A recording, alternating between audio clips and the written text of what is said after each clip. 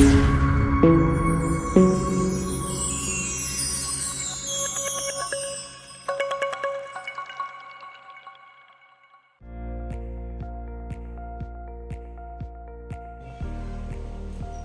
ടിപ്സിന്റെ പുതിയൊരു പാർട്ടിലേക്ക് സ്വാഗതം. ഇന്ന് ഞാൻ പറയാൻ ഉദ്ദേശിക്കുന്നത് ഒരു ഇന്റർവ്യൂ എന്നത് എന്താണ് ഉദ്ദേശിക്കുന്നത് എന്നുള്ളതാണ്. ഇന്റർവ്യൂ ഏകദേശം 1 മിനിറ്റ് മുതൽ ഏകദേശം 30 മിനിറ്റ് വരെ നീളുന്നതുണ്ട്.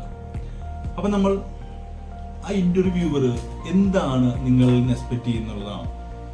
ഒരു സ്ഥാപനത്തിലേക്ക് ഇന്റർവ്യൂവിന് വിളിക്കുന്നു.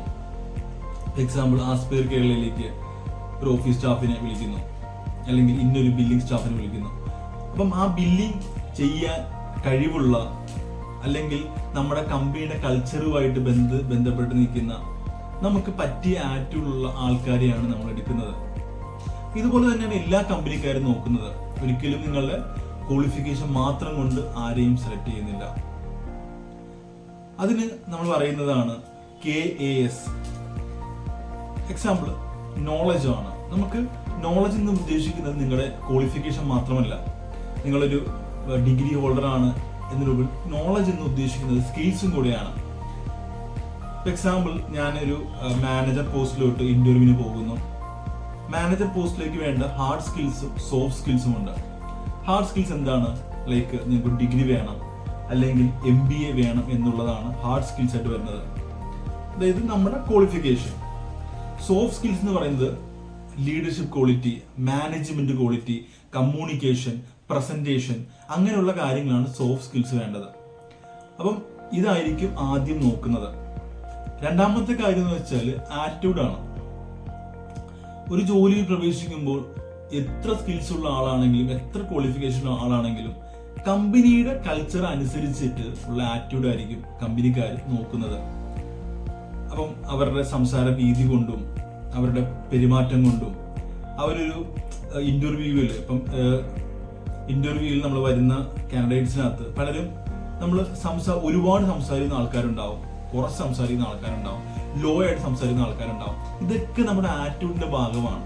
നമ്മൾ ഇരിക്കുന്ന ഒരു ബോഡി പോസ്ചർ, ഇതൊക്കെ ഒരു ആറ്റിറ്റ്യൂഡുമായിട്ട് ബന്ധപ്പെട്ടാണ്. നമ്മൾ എങ്ങനെയാണ് ഒരു സിറ്റുവേഷൻ എങ്ങനെയാണ് ഫേസ് ചെയ്യുന്നത്, അങ്ങനെയുള്ള കാര്യങ്ങൾ നമ്മൾ എന്ത് ചെയ്യും, ആറ്റിറ്റ്യൂഡിനകത്ത് വരും.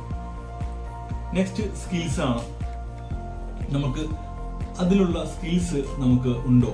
എക്സാമ്പിൾ, നമ്മുടെ കമ്പനിയിലേക്ക് ഒരു കരിയർ കൺസൾട്ടന്റ് ആണ് വരുന്നുണ്ടെങ്കിൽ ആ കരിയർ കൺസൾട്ടൻസിന് ലൈക്ക് ഒരാൾക്ക് ജോബ് കൊടുക്കാനുള്ള സ്കിൽസ്, കമ്മ്യൂണിക്കേഷൻ സ്കിൽസ് ഉണ്ടോ, അല്ലെങ്കിൽ കൺവീൻസ് സ്കിൽസ് ഉണ്ടോ, ടോക്കറ്റീവ് ആണോ, അല്ലെങ്കിൽ നമ്മുടെ കൾച്ചറുമായിട്ട് പറ്റുന്നതാണോ? അങ്ങനെ നോളജ്, ആറ്റിറ്റ്യൂഡ്, സ്കിൽസ്, ഈ 3 കാര്യങ്ങളാണ് ഒരു ഇന്റർവ്യൂ ചെയ്യുന്ന ഒരാള് നോക്കുന്നത്. ഇത് കൃത്യമായിട്ട് നമുക്ക് നമ്മളെ സെല്ല് ചെയ്യാൻ സാധിച്ചാൽ, അല്ലെങ്കിൽ നമ്മളെ സെല്ല് ചെയ്യാൻ സാധിച്ചു കഴിഞ്ഞാൽ ഇന്റർവ്യൂവിൽ സെലക്ട് ആവും.